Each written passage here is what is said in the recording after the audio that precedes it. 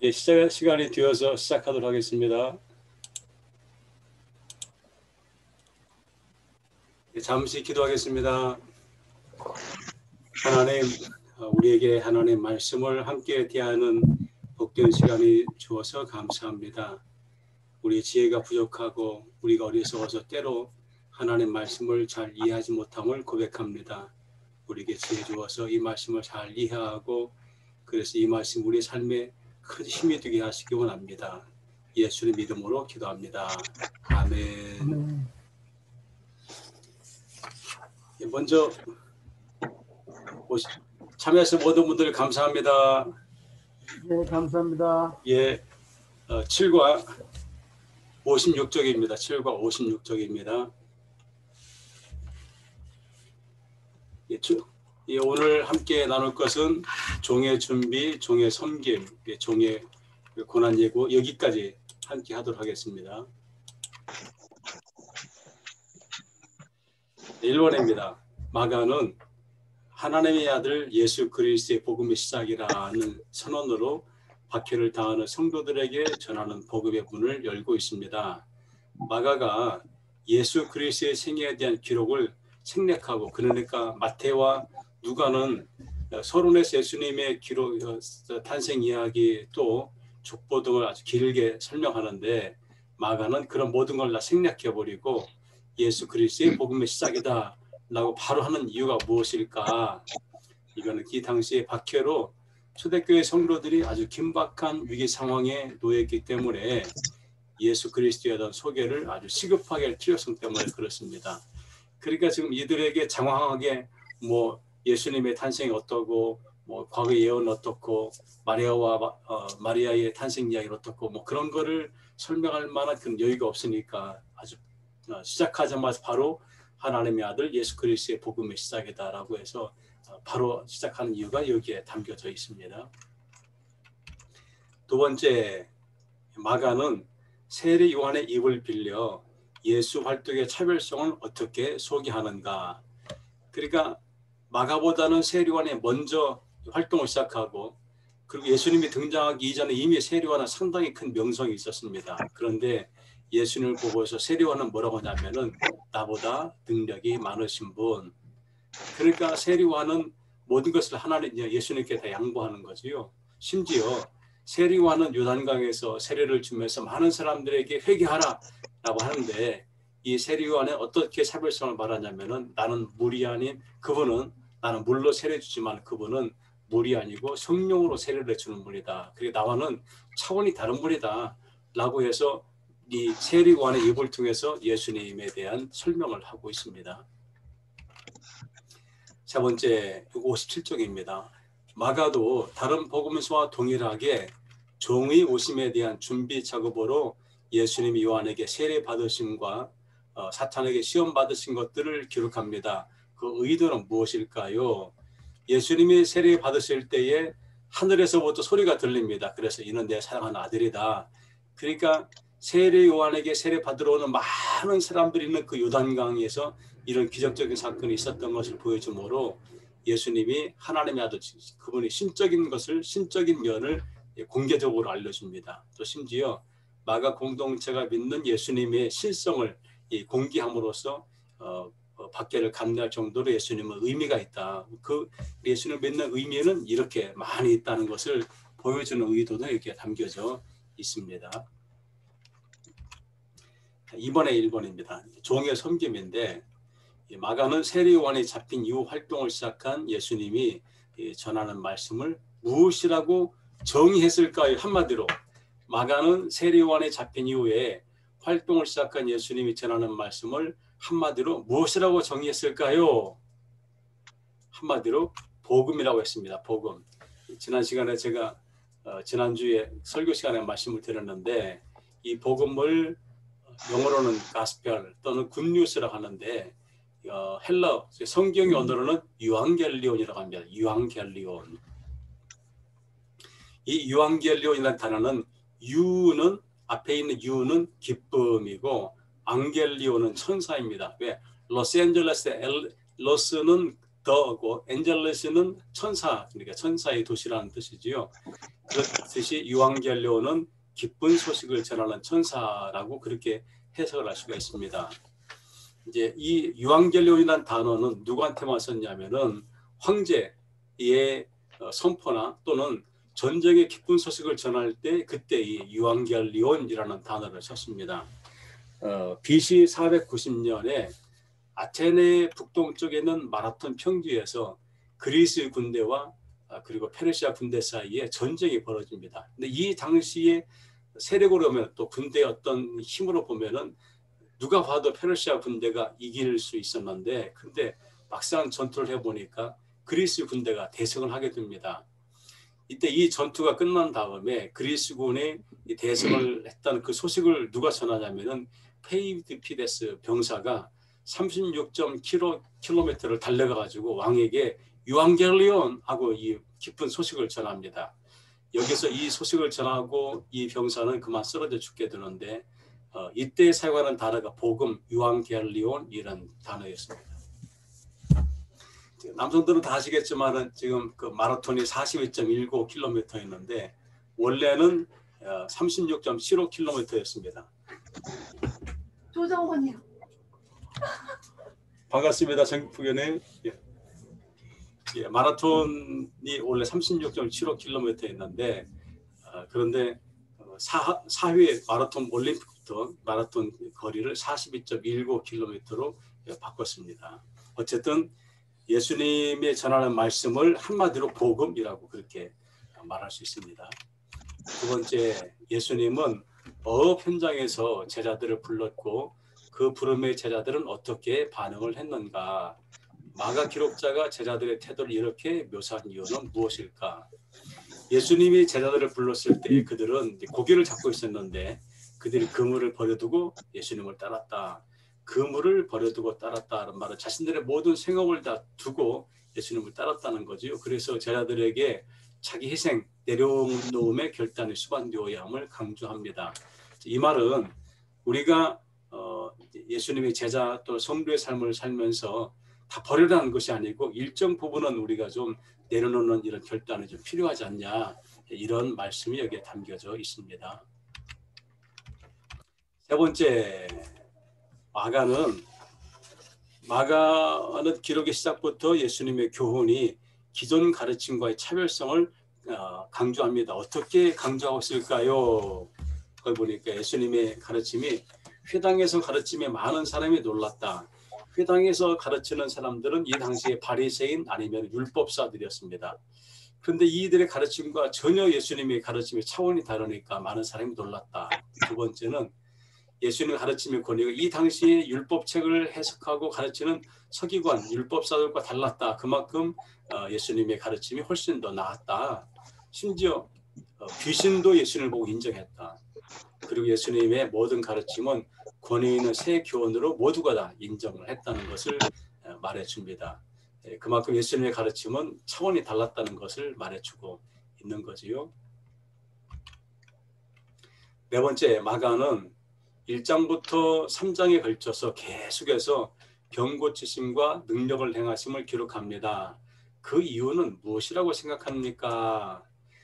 그러니까 마가가 처음 시작할 때 예수 그리스도의 복음을 바로 이제 말씀하시면서 이렇게 예수님의 기적적인 사건을 계속해서 이야기하는 것은 이 당시 박해를 당하는 초대교회 성도들이 믿는 예수님은 귀신도 굴복하고 불치병도 치유하는 능력 있는 분이라는 점을 강조하기 위해서, 그러니까 이것을 강조하는 이유는 이 당시에 초대교회 성도들이 그만큼 이 박해로 인해서 많은 어려움들을 겪고 있으니까 우리가 믿는 예수님이 이런 분이다. 그러니까 우리가 이 믿음을, 이 신학을 포기하지 말자. 그런 격려 또 동기부여가 필요했겠지요. 5번, 2장과 3장에서 안식일에 대한 예수님의 해석이 전통적인 해석과 다른 점을 강조하는 이유는 무엇일까요? 이 당시에 기독교인들에게 박해를 가하는 이들이 안식일 문제를 계속 거론합니다. 그리고 안식일은 의무적으로 의식을 행하는 날로, 그리고 이 날을 지키지 않으면 정죄를 합니다. 그러니까 법이 있다는 말의 의미는 법을 지키지 않으면 죄를 받게 되겠지, 벌을 받아야 되겠지요.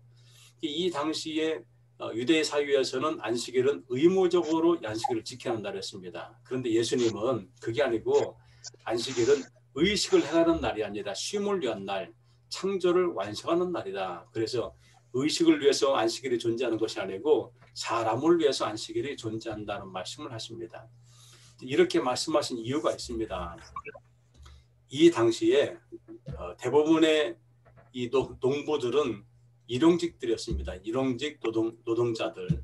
왜냐하면 대부분의 이 땅의 소유는 예루살렘 성 안에 거하는 사람들이고 갈릴리 지역에 있는 이 농토는 그들의 것이 아니었습니다. 그러다 보니까 이들은 안식일을 지킬 만한 여유가 없었다는 거지요.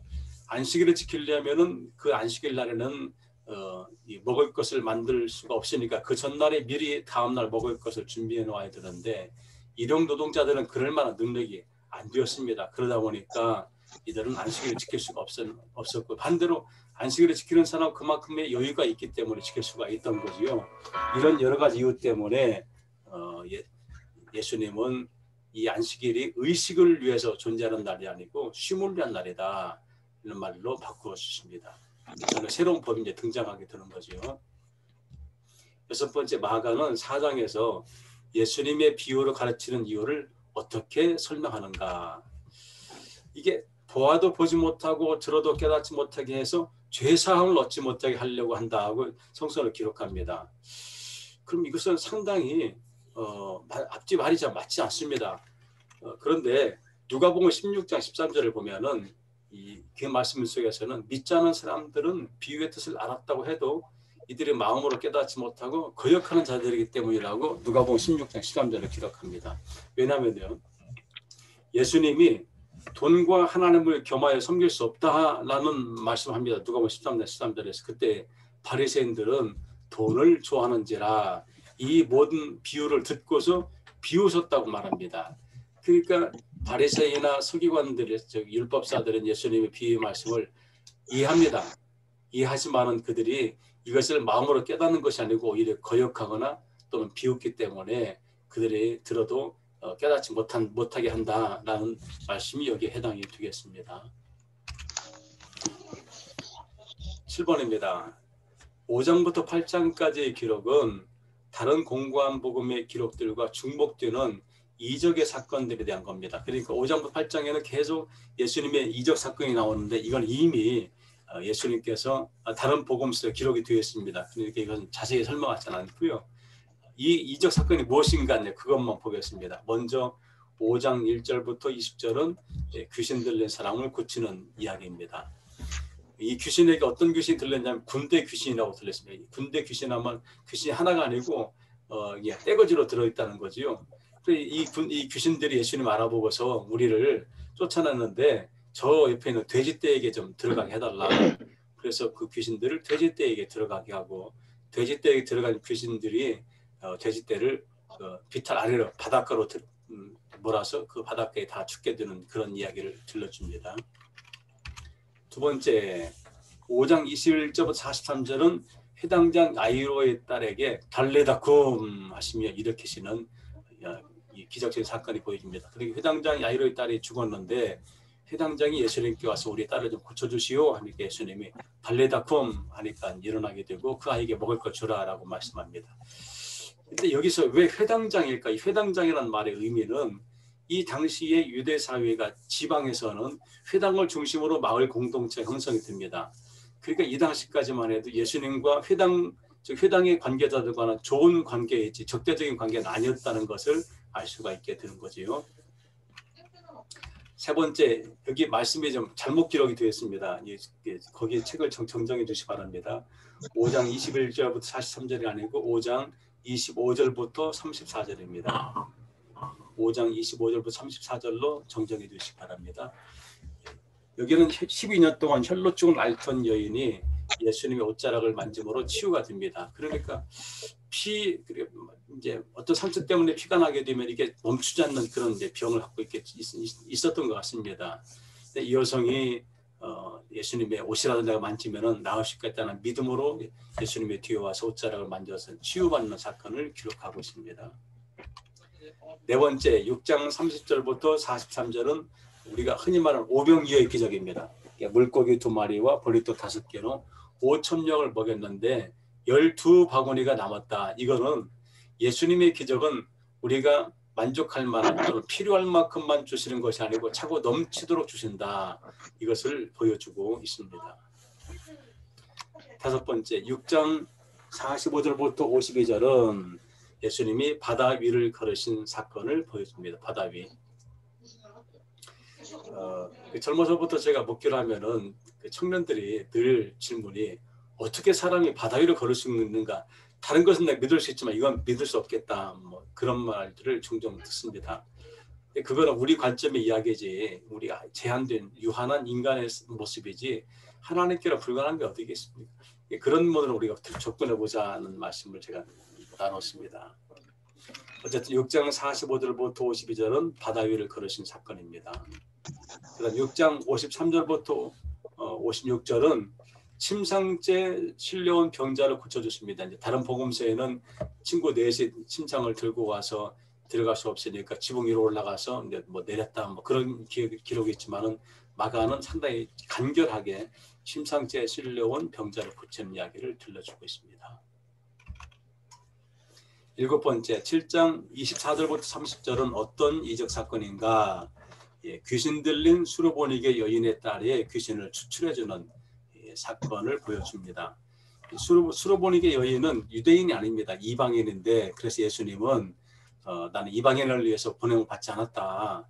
그러시면서 주인의 상에 있는 것들을 걔에게 줄 수 없다. 이런 말로 무시를 하니까 이 여성이 맞습니다. 그러나 걔들도 주인의 상에서 떨어지는 부스러기는 먹습니다.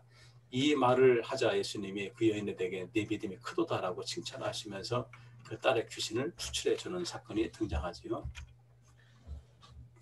7장 31절부터 37절은 언어와 청각 장애를 가진 장애인을 에바다 하시며 치유하십니다. 에바다.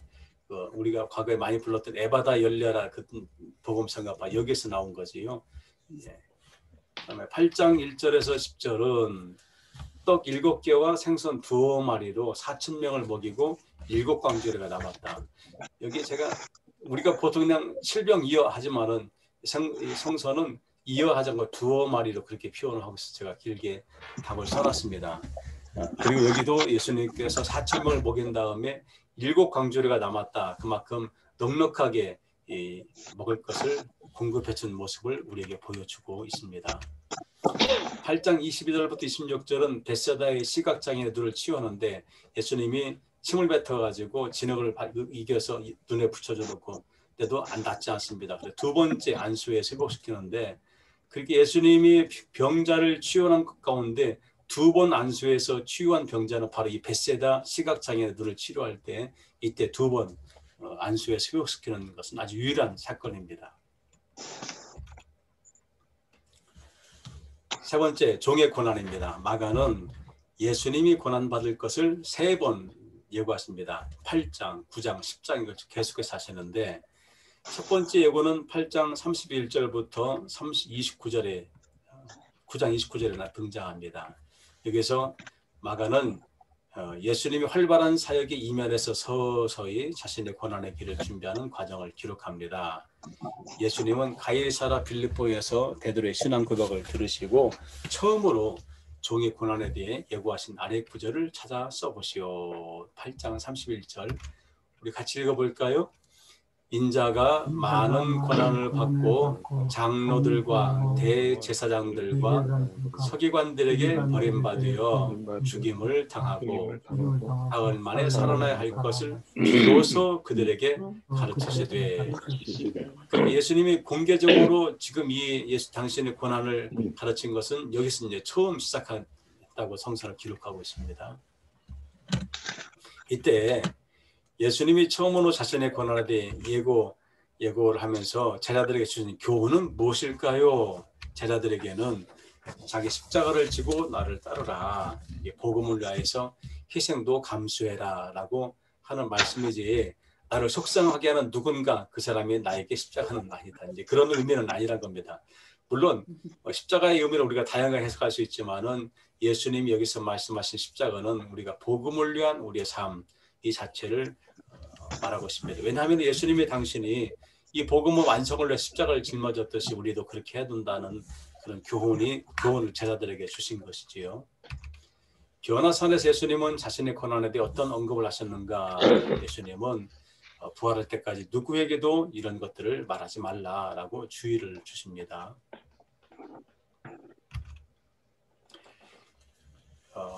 예수님이 변화산에 올라가 있는 동안에 귀신 들린 아들을 아버지가 제자들에게 데리고 왔는데 고치지 못합니다.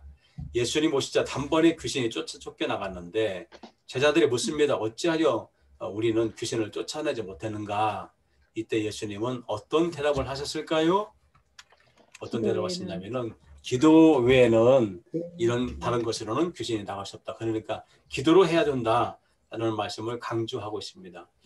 예수님도 당신이 오병이어나 칠병이어나 이런 것 기적을 일으킬 때도 먼저 축사했다, 즉 기도했다는 것을 말씀해 주는데 우리에게도 이런 기도를 강조하고 있습니다. 두 번째 고난입니다. 9장 30절 이하인데 예수님이 갈릴리 가운데로 지나가실 때에 자신의 고난에 대해 두 번째로 예고를 합니다. 이때 제자들은 어떤 태도를 어떻게 했나요? 제자들은 두 가지 태도를 보였어요. 하나는 깨닫지 못했다. 두 번째는 묻기도 두려워했다.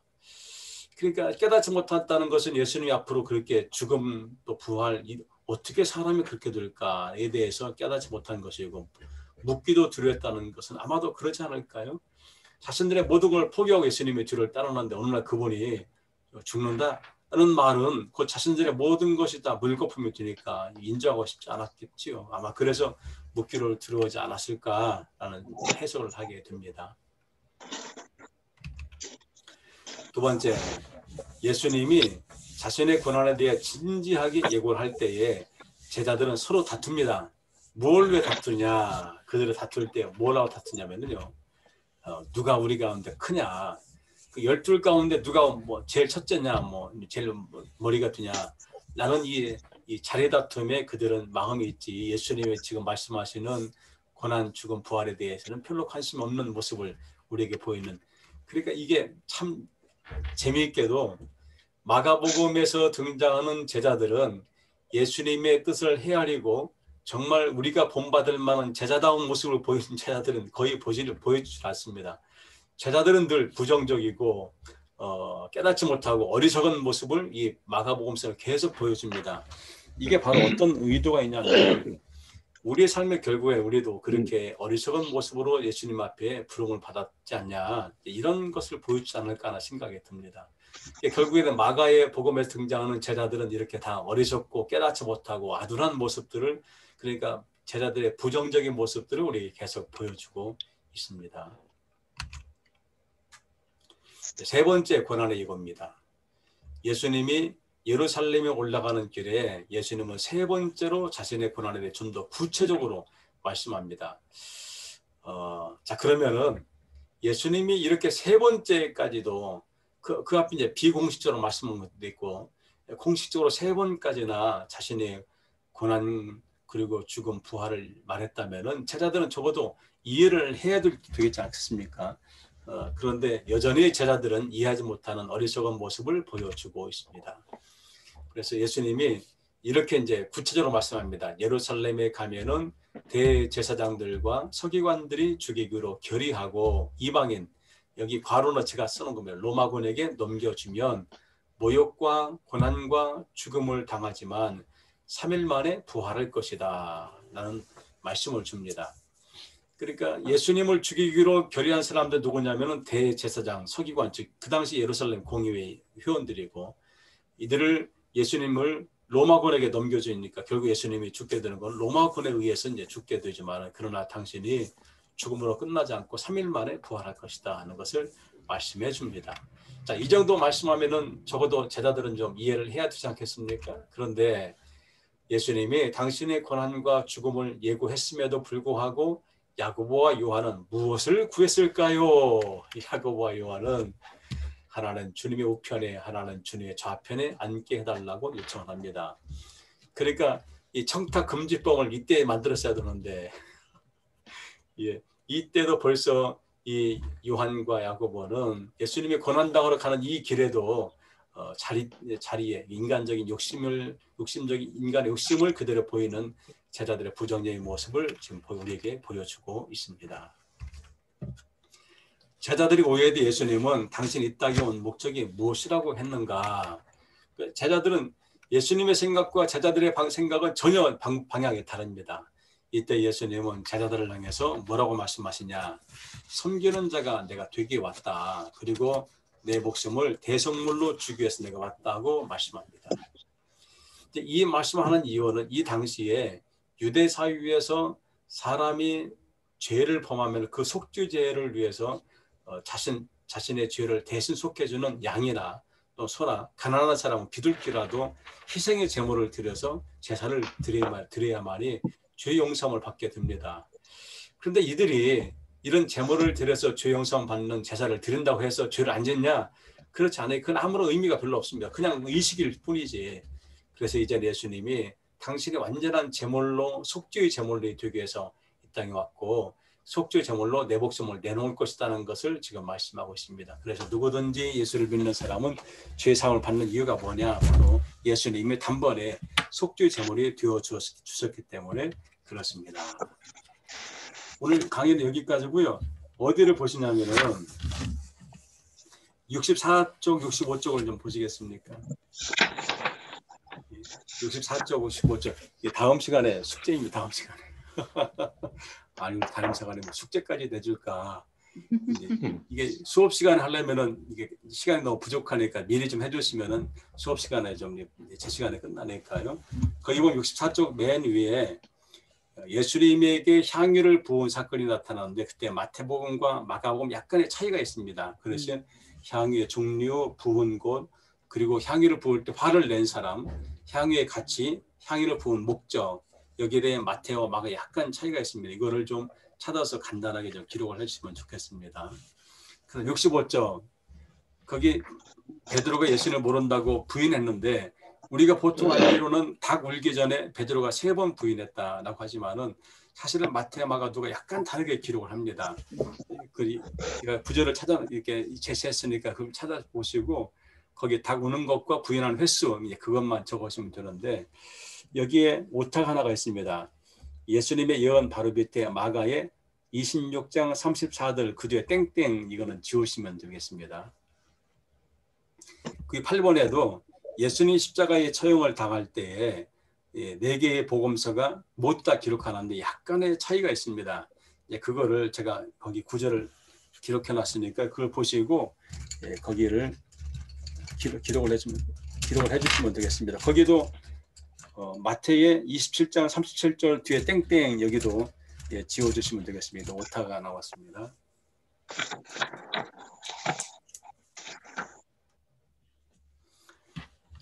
네, 오늘 수업은 여기까지 하도록 하겠습니다. 수고하셨습니다. 감사합니다. 늘 이렇게 금요일 밤 피곤한 밤인데도 셀프 스터디에 참여해 주셔서 감사합니다. 잠깐 기도하고 마치겠습니다.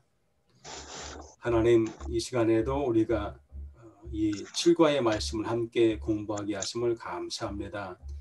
우리가 이미 알고 익숙한 말씀이지만은 이런 체계적인 말씀의 공부를 통해서 우리 신앙의 지평이 넓혀지게 하시고 말씀을 더욱 잘 이해하게 하시고 그래서 우리가 하나님 예수님의 마음을 이해할 수 있는 그런 신앙의 사람들이 되게 하여 주옵소서. 이 밤도 우리에게 편안한 밤이 되게 하여 주옵소서. 특별히 한국의 코로나로 인해서 많은 사람들이 어려움을 겪습니다. 코로나에 감염된 모든 확진자들 주님께서 지켜주시고 속히 회복되도록 주님이 축복하여 주옵소서. 예수님 이름으로 기도합니다. 아멘. 아멘. 감사합니다. 감사합니다. 감사합니다. 감사합니다. 감사합니다. 감사합니다.